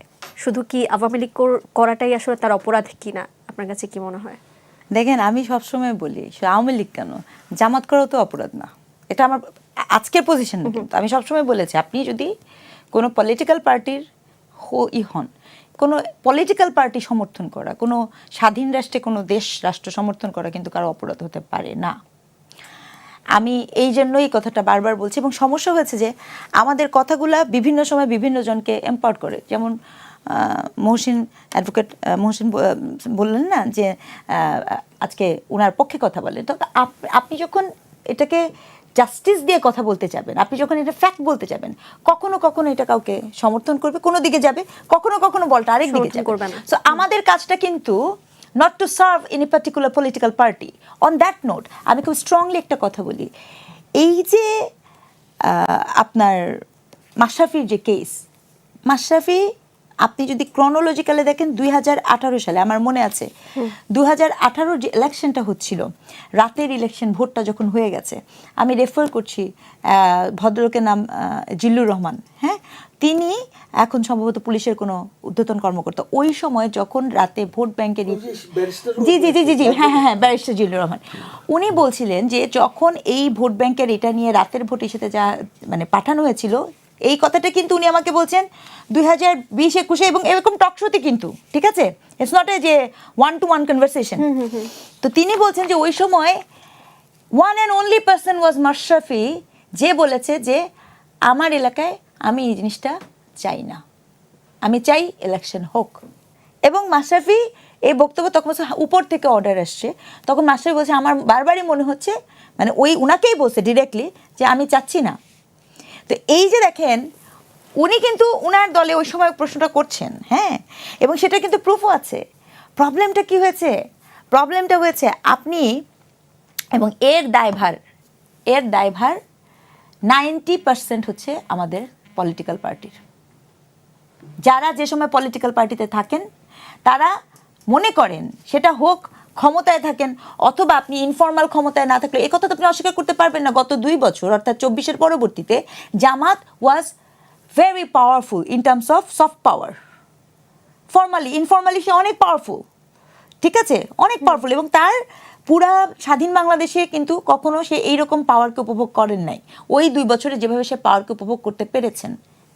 হ্যাঁ, এখন ওই সময় যখন আপনি এরকম গড়পড়তা মানুষকে মিথ্যা মামলা বাণিজ্য দিলেন, আচ্ছা ওই মামলাগুলোর কোনো ভ্যালিডেশন থাকবে? এখানে তো অ্যাডভোকেট সাহেব আছেন, এই যে মিথ্যা মামলা, আপনি এখানে বসে আছেন, আমেরিকায় বসে আছেন, আপনার বিরুদ্ধে হত্যার মামলা হচ্ছে, আপনি ঢাকা শহরে বসে আছেন, আপনার চিটাগাংয়ে বসে আছেন, আপনার এখানে লাইভ টেলিভিশনে আছি, ধরেন আমি এই মুহূর্তে আপনার সাথে লাইভ আছি, আমাকে একজন মামলা দিল যে আমি একজনকে মেরে ফেললাম, এগুলো কি কোনো? না কিচ্ছু না, এইগুলির সাথে ওই যে একটা মাত্রা যোগ হয়েছে, শোন অ্যারেস্টেড। হ্যাঁ, শোন অ্যারেস্টেড, আমি বেল পাচ্ছি 10টা মামলা বেল, বললো যে না উনি বের হতে পারবেন না, শোন অ্যারেস্টেড অমুক ইসে, হয়ে গেল ভিতরে। আই মিন কিসের সংবিধান এই দেশে, কিসের ফান্ডামেন্টাল রাইটস, কিচ্ছু নাই, জিরো।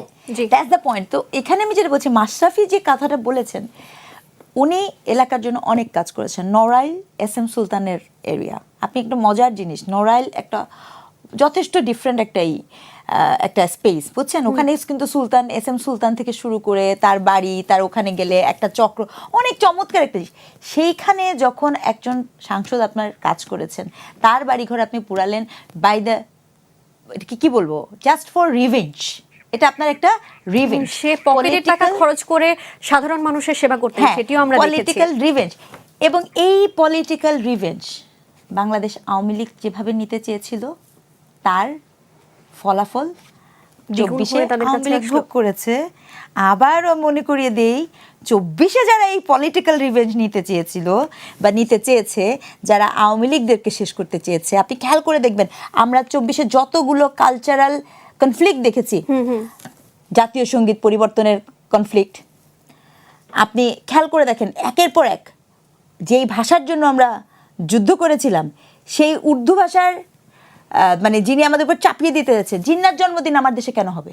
Under which circumstances? যে জিন্না আপনি আমার উপরে ভাষা দেখেন, উর্দু ভাষার প্রতি কিন্তু আমার কোনো আক্রোশ নেই, উর্দু ভাষা খুব রিচ, আপনি সেটা করেছেন। আপনি রিভেঞ্জগুলো খেয়াল করেন, আপনি মুক্তিযুদ্ধের ইতিহাসটাকে ম্যানিপুলেট করার চেষ্টা করেছেন। এটা আপনার সাথে একটু যোগ করি যে বাংলাদেশের অন্য কোনো কালচারাল প্রোগ্রাম হলে সেখানে হামলা হয়, কিন্তু কাওয়ালি হলে কিন্তু খুব সুন্দরভাবে অ্যারেঞ্জমেন্ট করা হয় এবং সেখানে খুব সুশৃঙ্খলভাবে পুরো প্রোগ্রামটা অ্যারেঞ্জ করা হয়। ওনাদের মনে হয় যারাই কাওয়ালি করেছেন ওনাদের জানাশোনার ঘাটতি। Qawwali is not originated from Pakistan or anywhere else, this is a very wrong discourse, আমি এটা খুব স্ট্রংলি বলতে চাই, বিকজ কাওয়ালি যদি, তবে সেখানকার অ্যারেঞ্জমেন্ট কিন্তু খুবই ভালো থাকে এবং সেখানে কোনো হামলার ঘটনা যদি কাওয়ালিটাও সুন্দর করে করতে করতে পারতেন আমি খুশি হতাম, to be very honest with you. Qawwali হঠাৎ করে পুরুষদের হয়ে গেল, এটা এরকম গল্প না। আপনি মাঝার ভাঙলেন কেন? আপনার মাঝার যেভাবে আপনি ভেঙেছেন, ওয়াই, কেন ভেঙেছেন, কি জন্য ভেঙেছেন? মাঝারের সাথে তো ভীষণভাবে এমবেডেড কাওয়ালির সম্পর্ক। দেখেন কন্ট্রাডিক্টরি হয়ে যাচ্ছে কিন্তু। জি। তো উনারা কি করেছেন, প্রতিটা ক্ষেত্রে উনারা মুক্তিযুদ্ধের ইতিহাস ম্যানিপুলেট করার চেষ্টা করেছেন, ওটাকে প্রতিরোধ যোদ্ধা বলার চেষ্টা করেছেন উনারা। কোন ইভেন মুক্তি শব্দটা নিয়ে ওনাদের সমস্যা তৈরি হয়েছে, সেই মুক্তি শব্দের কেন ব্যবহার হবে আপনি আপনি পাবেন তো, এই তো খুব রিসেন্ট ই তো আমাদের। তার মানে আমি বলতে চাচ্ছি মুক্তিযুদ্ধের ভাস্কর্য ভাঙা হয়েছে সবকিছু। এখন আমি বলতে চাচ্ছি এটা একটা রিভেন্সিভ অ্যাটিটিউড অ্যান্ড নো রিভেঞ্জ। এটা একটা সভ্য যুগে কোনো পলিটিক্যাল পার্টি, সেটা হোক বাংলাদেশ আওয়ামী লীগ, হোক বাংলাদেশ জামাত ইসলাম, হোক বাংলাদেশ বিএনপি, XYZ, রিভেঞ্জ এই ধরনের নেকেড পাওয়ারের প্র্যাকটিস আপনি আজকে কোর্টে, সুপ্রিম কোর্টে যে বললেন যে জুডিশিয়ারে যা কিছু করছেন, trust me, it will not bring good, rather এটা আপনার স্ফুলিঙ্গকে আরও স্পার্ক করবে, আরও অস্থিতিশীল করবে, এবং it will come back to you. জি, তার মানে আপনার কথায় আমি বুঝতে পারলাম যে যারা আসলে রিভেন্সিভ অ্যাটিটিউড প্রদর্শন Revenge করেছেন তারা তাদের কাছে নিজেদের ফিরে বিরুদ্ধে নিজেরাই প্রশ্ন দাঁড় করিয়েছেন। আপনি বলতে চান? জি বলুন। না, আমি যে কথাটা বলতে চাই যে আমি আজকে যে একটু ছোট কথা করে। হ্যাঁ আজকে যে কথা বললাম, আবার আমাকে জামাত কেউ যেন ট্রল না করে যে আমি অখণ্ড ভারত এর পক্ষে কথা বলেছি। সেকেন্ড একটা হচ্ছে ইউসি, আই এম ফর বাংলাদেশ, আমি বাংলাদেশের পক্ষে। আমি যখন শেখ হাসিনাকে ক্রিটিসাইজ করেছি, মুভমেন্ট করেছি, মামলা খেয়েছি, যখন এইগুলি হয়েছে, because I did not like the way the country was running. এখন আমি স্পষ্টভাবে বলেছি, এবং এটা নাকি অনেক ইয়ে হয়েছে। না, আপনি তো জামাতের ভালো বলেছেন, এটা তো নিঃসন্দেহে ভালো দিক, কিন্তু না অন্যান্য না, দল তো আমি আসলে জামাতকে ভালো বলে না। আমি হাসিনাকে এবং জামাত অন্য দলকে ভালো বলে না। আমি হাসিনাকে কোনোভাবে আর কোনোদিন ফ্যাসিস্ট বলবো না, আর যা বলি না বলি। ফ্যাসিস্ট শব্দ হাসিনার জন্য আমার ডিকশনারি থেকে মুছে দিয়েছি আমি টোটালি। কেন আমি মুছে মনে করি যে আমি লুটপাট যা করেছে সেটা নিজের জায়গায়, কিন্তু দেশের যে ডেভেলপমেন্টটা হয়েছে ওর সময়, সে এমন একটি যে সে যেখান থেকে পারতো টাকা জোগাড় করে একটা কাজ করে ফেলতে পারতো। আজকে আমি শুনলাম, এখন শুনি নাকি যে এইটার স্বপ্ন দেখেছিল একজন, আজকে রূপপুরের নাকি শুনি স্বপ্ন দেখেছিল যার হয়তো জন্ম হয় নাই। সো পয়েন্ট ইজ, আপনি পাকিস্তানের কথা বলবেন, রূপপুর তো আগেই হয়ে যেত। এটা তো পাকিস্তান আমলে আইয়ুব খান এটা কনসিভ করেছে, one power plant in East Pakistan, one power plant in West Pakistan. West পাকিস্তানটা হয়েছে যখন দেশ ভাগ হয়েছে, তাহলে ওরা দুইটা করে ফেলেছে। জমি অ্যাকুইজিশন করা হয়েছে রূপপুরের জন্য।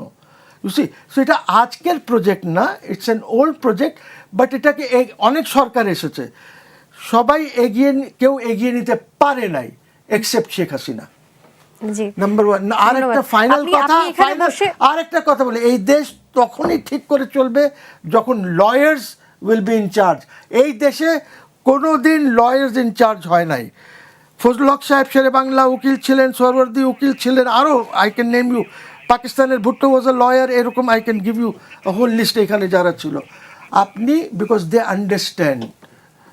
আন্ডারস্ট্যান্ড, ওদের সাথে জনগণের একটা যোগাযোগ থাকে। আর খালি আপনি ওখানে পলিটিক্স করলে হবে না, রেটরিক দিয়ে হবে না। জি ধন্যবাদ। আপনি তো একই অনুষ্ঠানে একই সময়ে বসে আসলে জামায়াতের প্রশংসাও করলেন, আবার শেখ হাসিনার প্রশংসাও করলেন।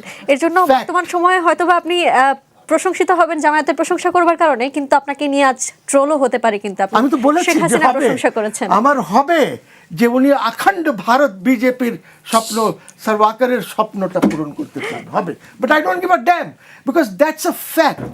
হাইন্ডসাইটে আমি তাই দেখছি। তার নিজ নিজ অপিনিয়নকে হোল্ড করেন এবং তিনি সেটা করতে পারেন।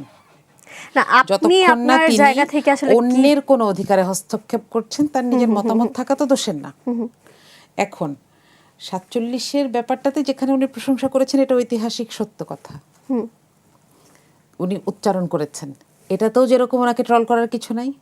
আরেকটা জায়গায় উনি শেখ হাসিনাকে একটা জায়গায় মনে করেছেন, কিন্তু আমি যদি মানুষ হিসেবে বলি আমার দ্বিমতটা কোথায়, আমার যখন বালিশকাণ্ড মনে আসে তখন আমার মনে হয় সেটা হ্যাঁ, আমি একজন দায়িত্বশীল জায়গায় যখন উন্নয়ন না, আমি করেন বলতে চাই আপনার সেটা 47-এর কিছুতেই প্রশংসা যখন করলো তখন আপনার 71-এর কথা মনে পড়েছে কিনা?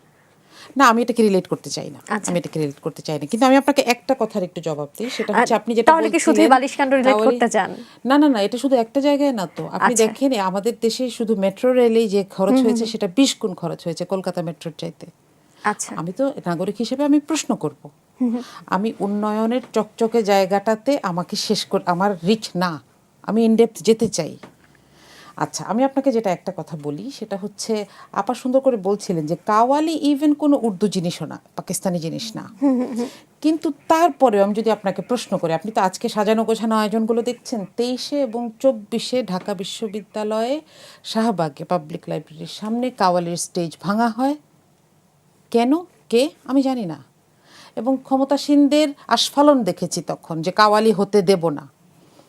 এটা কার কার উৎসাহে ছিল, এটা কার প্ররোচনায় ছিল? এবং জানেন 24-এ এমন আমরা অনেক অনেক কিছু দেখেছি যেগুলো সাদা চোখে অযৌক্তিক, কিন্তু মানুষ কেন করেছে? যে আমি ওই যে একটা অপশাসন ছিল সেটার জবাব দিয়েছি, এই জন্য করেছে। এটাকে আপনি কাওয়ালি অ্যারেঞ্জ করাকেও অ্যাড্রেস করতে পারেন, এই যে মূর্তিগুলো ভাঙা হলো সেটাকেও অ্যাড্রেস করতে পারেন। মূর্তি ভেঙে তো দেশের স্বাধীনতা আসবে না, কিন্তু মানুষ যেই জেদ থেকে করেছে আমাদেরকে ওই জায়গাটা বুঝতে হবে, তখন আমরা না না, বুঝবো যে এই মূর্তি কাজগুলো আর ভাস্কর্যের মধ্যে আলাদা কোনো পার্থক্য আছে কিনা আপা? আমি সেই জায়গায় এখন যেতে চাই না, এটা অনেক বড় আলোচনা। আচ্ছা, জি, আমি আমি আরেকটু প্রশ্ন করতে চাই আপনার কাছে। তার আগে একটু তথ্য দেই। পুলিশ সপ্তাহে প্রধানমন্ত্রী বলেছেন পুলিশ কোনো দলের নয়, পুলিশ চলবে আইন অনুযায়ী। আর অন্যদিকে আমরা দেখলাম একই আয়োজনে পুলিশের ডিআইজি রেজাউল করিম মল্লিক প্রধানমন্ত্রীর উপস্থিতিতে নিজেকে গর্বভরে জাতীয়তাবাদী আদর্শে বিশ্বাসী বলে পরিচয় দিয়েছেন, এবং তিনি এও বলেছেন আপোষহীন নেত্রী, এবং 3বারের সফল প্রধানমন্ত্রী, বলেছেন মাদার অফ ডেমোক্রেসি, আরও বলেছেন মুসলিম বিশ্বের দ্বিতীয় নারী প্রধানমন্ত্রী। ঠিক যেমন করে আসলে বিএনপির নেতাকর্মীরা বলেন। আপনার কাছে কি কোনো কারণে এটি দলীয় আনুগত্য প্রকাশ করা মনে হয়? মনে হওয়ার কিছু নাই, আনুগত্যেরই প্রকাশ। আপনাকে একটা কথা বলি, বাংলাদেশে পুলিশ হচ্ছে সবচাইতে বেচারা একটা পার্টি। আচ্ছা, একটা এমন একটা এন্টিটি, পার্টি আপা পার্টি পার্টি বলছেন বলতে আমি সরাসরি? একটা আচ্ছা। এন্টিটি বোঝাচ্ছি, এমন একটা এন্টিটি যেটাকে প্রত্যেকটা সরকার নিজস্ব পেটোয়া বাহিনী হিসেবে ব্যবহার করেছে, প্রতিটা সরকার। এখন এখানে, সুতরাং এখানে টিকে থাকার জন্য কি করতে হয়, কোথায় খুশি রাখতে হয়, এটা পরিষ্কার, তাই না? এখন এখানে এসে তিনি ঢাকা রেঞ্জের আইজি হয়েছেন এবং উনি সেটা নিজের আনুগত্য লুকানোর কোনো চেষ্টাই করছেন না। এটাকে যদি আমরা দেখি তাহলে আমাদেরকে আরও একটা জিনিস দেখতে হবে, সেটা হচ্ছে যে এই পদটাও তাকে কি এজন্যই দেয়া হলো? আপনি দেখবেন ঢাকায় অনেক এসপির নিয়োগ হচ্ছে, চিফ হুইপের ওয়াইফ, হ্যাঁ চিফ হুইপ না সরি একজন হুইপের ওয়াইফ তিনি ঢাকায় নিয়োগ পেয়েছেন। এবং এই ধরনের বক্তব্য আসলে সারা দেশে এই বাহিনীর সদস্যদের কাছে একটা মেসেজ দেয় যে এখন থেকে কর্মপরিকল্পনা কি। এটা কেবল একটা বক্তব্য না, এটা একটা মেসেজ। এবং এই যে দলীয় আনুগত্যের এই জায়গাটা, একই মিটিংয়ে প্রধানমন্ত্রীর বক্তব্য এবং তার এই বক্তব্য খুবই কন্ট্রাডিক্টরি না? আবার দেখেন ঢাকা বিশ্ববিদ্যালয়েও প্রধানমন্ত্রী একটা বক্তব্য দিয়েছেন, তার কিছুদিন আগে ঠিক তার উল্টো কাজটা হয়েছে। এটা তো হচ্ছে। আমাকে প্রশ্ন করার চাইতে আমি তো এখানে অবশ্যই দলীয় আভাস, দলীয় আনুগত্যের নির্লজ্জ বহিঃপ্রকাশ দেখতে পাচ্ছি। এটা আমাকে প্রশ্ন করার সাথে সাথে যারা এই কাজটা করছেন তারা কি এটা এনজয় করছেন কিনা এটাও দেখা দরকার। একজন বলতেই পারে, কিন্তু প্রধানমন্ত্রীর বক্তব্য হওয়া দরকার ছিল যে আপনি যে দলেরই হন, আপনি যেখানে আছেন আপনি পক্ষপাতিত্ব দেখাবেন না, তাই না? এটা হচ্ছে বিষয়। জি, ধন্যবাদ। আমি আপনার কাছে আসবো, একটি প্রশ্ন নিয়েই আসি, তারপর নিশ্চয়ই আপনি বলবেন। আমি ডক্টর স্নিগ্ধার কাছে যাবার আগে আপনার কাছে এই প্রশ্নটি রাখি। নারায়ণগঞ্জের আইভি রহমান কিন্তু আমরা সবাই চিনি, তিনি বিভিন্ন সময় আসলে আমরা দেখি যে তার জামিন হচ্ছে কিন্তু তিনি মুক্তি পাচ্ছেন না। হ্যাঁ, কিন্তু মুক্তি কেন পাচ্ছেন না? আচ্ছা, আমি বলছি ওর আগে একটু বলে নেই যে যে ডিআইজির কথা বললা, আমি নিজেকে অ্যাসিউম করছি I am the prime minister এবং সে আমার সামনে এই ধরনের কথা বলেছে, I would have dismissed him then and there. Okay, then and there.